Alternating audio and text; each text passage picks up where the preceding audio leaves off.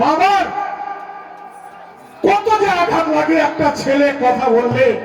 বাবাকে যখন যখন বাবা বৃদ্ধ হয়ে যায়, তখন যদি একটা ছেলে বাবাকে বলে, বাবা তুমি চুপ করো, তুমি কিছু জানো না, তখন বাবার মনে আঘাত লাগে।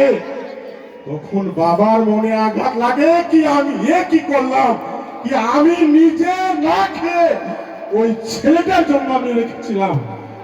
কেন কেন কেন আমাদের ছেলেরা বুঝে না? কেন কেন আমাদের ছেলেরা বুঝে না? আমাদের আজকে আমরা বৃদ্ধ হয়ে গেছি তার জন্য আমাদের বুঝে না কেন?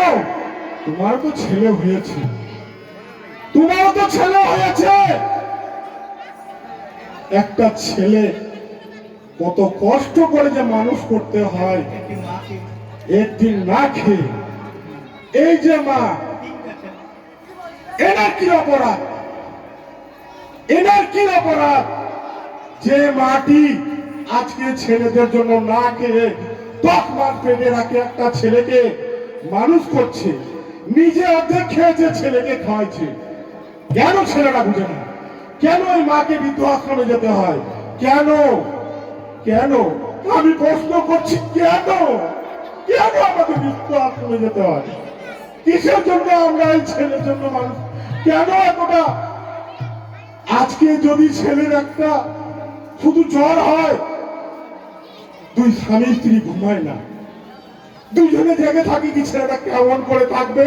আমার ছেলে যেন ভালো হয়ে থাকে। কেন কেন ছেলেরা বুঝে না কি আমি আমি তো একদিন বাবা হব, আমি তো ছেলের বাবা হব, তাই কেন ছেলেরা বুঝে না? কেন কেন ছেলেরা বুঝে না কি আজকে বাবাকে বৃদ্ধ আশ্রমে যেতে হয়, মাকে বৃদ্ধ আশ্রমে যেতে হয়? কেন কেন আমাদের কি অপরাধ? কি আমাদের কি এইটুকু অপরাধ কি আমরা নিজে না খেয়ে ছেলেকে খাওয়াচ্ছি, ছেলেকে মানুষ করছি? কি এইটাই কি আমাদের অপরাধ?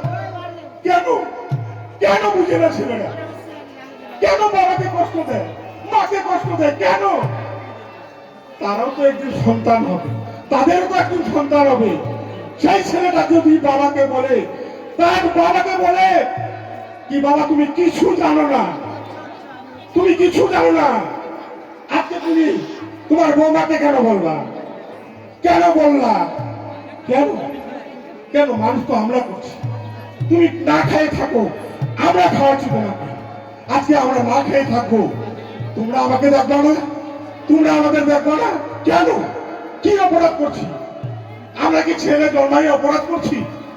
আমরা কি একটা মানুষ ছেলেকে মানুষ করে অপরাধ করছি? কেন কেন আমরা বুঝে না ছেলেরা আমাদের? কেন বুঝে না ছেলেরা আমাদের? তাই তাই বৃদ্ধাশ্রম যেতে হচ্ছে। তাই এই জন্য কি আমাদের বৃদ্ধাশ্রমে যেতে হচ্ছে? যদিও যেতে হচ্ছে, যাচ্ছি, কিন্তু বৃদ্ধাশ্রমে যে আমরাও স্থান পাবো পাবো, যাতে বৃদ্ধাশ্রমটি আমাদের টিকে থাকতে পারি, সেই জন্য আমরা এই বৃদ্ধাশ্রমটাকে যেন আমরা সবাই মিলে চালাইতে পারি, সেই জন্য সবার কাছে যাচ্ছি। আপনারা একটু সাহায্য করবেন, মুক্ত হস্তে একটু দান করবেন। তাই বলে মাদের কাছে, বাবাদের কাছে অনুরোধ করছি, বা ছেলেদের কাছে অনুরোধ করছি, তোমরা যেন বাবা মামাকে বৃদ্ধ আশ্রমে পাঠাইও না। আমরা জানি এই বৃদ্ধ আশ্রমের ব্যথা কি। যাও মা, কিছু ভিক্ষা করে, যাও মা, কিছু ভিক্ষা করে নিয়ে আসো, আমরা বৃদ্ধা আশ্রমে দেবো।